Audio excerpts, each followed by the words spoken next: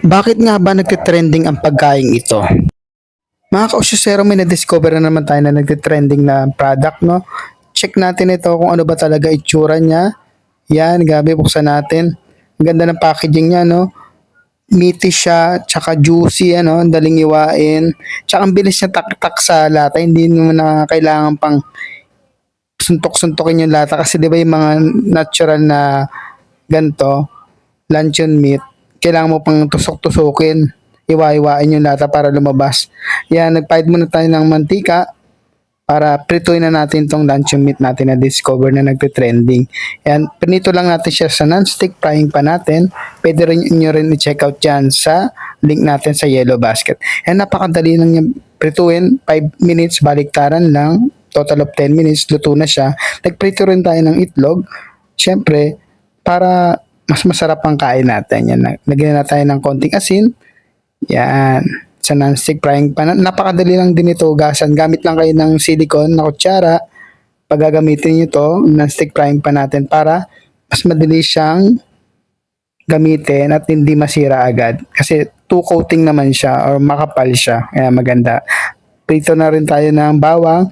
Mag-isa kasi magluluto rin tayo ng sinangag para sa luncheon meat silog natin. Yan, grabe, nakaka-excite na. Ang bango na niluluto ko. So, tikman na natin mga kausyosero, no? Kung anong lasa nito. Kung anong pinagkaiba sa ibang luncheon meat sa labas or sa mall, sa supermarket. Mana natin. Yan. Grabe, no? Ang juicy niya, oh. Nagmamantika siya. Konting mantika lang nilagay ko dyan. Siyempre, sausaw natin sa ketchup. Yan. Subo na tayo, mga kausyosero. Tikman na natin.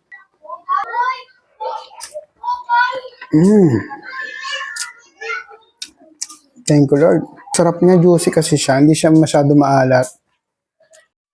Tsaka mababa lang yung ano niya, sodium content niya compare sa iba na mga luncheon meat. Tsaka ang lasa niya para siyang spam. Ang sarap niya, oh. Juicy siya. Tsaka di siya talaga maalat. Tsaka ang dami na niya, oh. 340 grams na siya. Ayun, oh.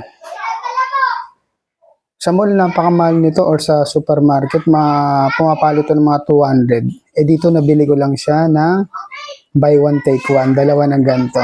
Actually, di tayo nagbebenta rito, ah. Sinashare ko lang yung experience ko. Tikman pa natin, ah. Pero kung gusto nyo rin bumili, kasi trending to. Grabe, ang daming sold dito. Kaya pala trending siya kasi ang sarap talaga niya. Kaya kung gusto nyo rin matikman to, yan, ah, click nyo lang dyan yung Yellow Basket. Ayun na, ah. Ang sarap talaga nito. Mapapabili ako, sakto to pang almusal, pampalaman sa tinapay, mga nagnenegosyo ng mga silog. Ito, ginawa ko ganito, parang luncheon meat silog. Di ba? Or spam silog, kasi kalasa niya yung spam talaga. Isang lugar ka, nanonood ngayon, comment mo naman para malaman natin kung saan umabot yung video natin. Tsaka ano nga ba mga advantages pag bumili ka online? Una, mas mura kaysa sa mall kasi wala silang physical store halos na binabayaran. At mostly direct supplier pa. Pangalawa, convenient sila kasi di mo na kailangan may pagsiksikan pa sa mga tao sa labas. Siyempre, di ba sobrang init ang panahon ngayon. Tipid sa oras kasi di mo na kailangan maglibot-libot. Di ba? Kasi mas importante, di ba, yung oras. Imbis na ihanap mo ng item na bibilin mo, mas nagawa mo pa yung productive sa bahay mo, di ba? Na mas kailangan mong gawin. Mas importante.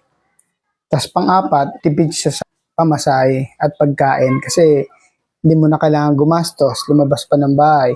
Kasi di ba mas madalas magugutomin tayo pag lumalabas tayo ng mall.